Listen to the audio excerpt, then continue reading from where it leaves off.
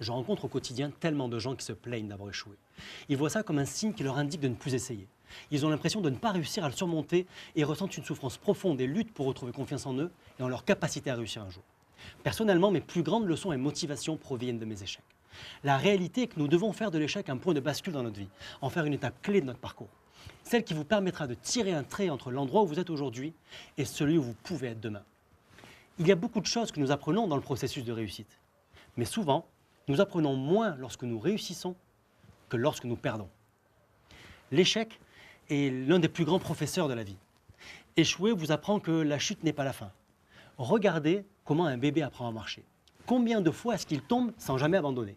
Parfois il pleure, souvent il sourit, mais il accepte la chute comme étant son meilleur professeur. Et il apprend chaque fois un peu plus à se rapprocher de son but. Et il finit par y arriver, ça y est, il a appris à marcher. Échouer, c'est aussi acquérir de l'expérience. Ça fait partie de la courbe d'apprentissage. Ça permet de savoir ce qu'il faut faire et ce qu'il ne faut pas faire, ce qui est juste et ce qui ne l'est pas. Échouer vous aide à redéfinir vos priorités, à redéfinir vos objectifs. Imaginez le tireur à l'arc dans une compétition olympique. Il attend ce moment depuis toujours, il a fait de nombreux sacrifices pour être là. Il est concentré, il coupe sa respiration, tend son arc, tire, et il rate la cible à 10 points dans un moment crucial de la compétition. Pensez-vous qu'il s'arrête à ce moment-là et abandonne son rêve de devenir un jour médaillé d'or? Bien sûr que non. Le tir précédent qu'il a raté lui donne de nombreuses indications. Il lui permet sur le tir suivant d'être mieux préparé, plus précis et d'augmenter ses chances de réussir.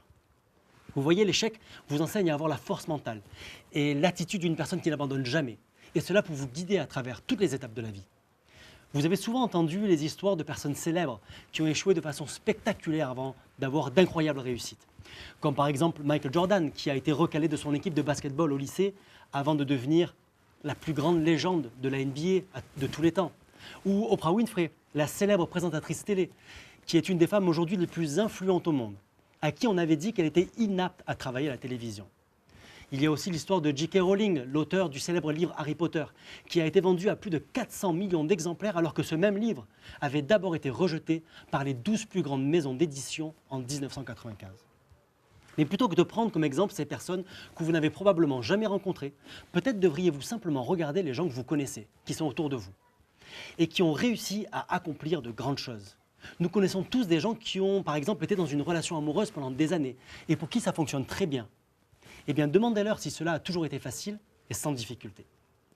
Nous connaissons tous au moins un entrepreneur accompli, ou une personne qui a très bien réussi financièrement. Eh bien, demandez-leur combien de fois ils ont réussi, mais demandez-leur également combien de fois ils ont échoué. Et croyez-moi, vous allez être surpris par la réponse. Nous connaissons tous des gens qui ont eu de grandes réussites, quel que soit le domaine ou l'industrie.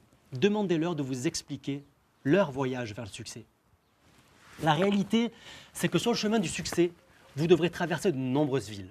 L'une d'entre elles s'appelle travail, ensuite vous en traverserez une autre que l'on appelle constance, et ensuite celle qui s'appelle persévérance.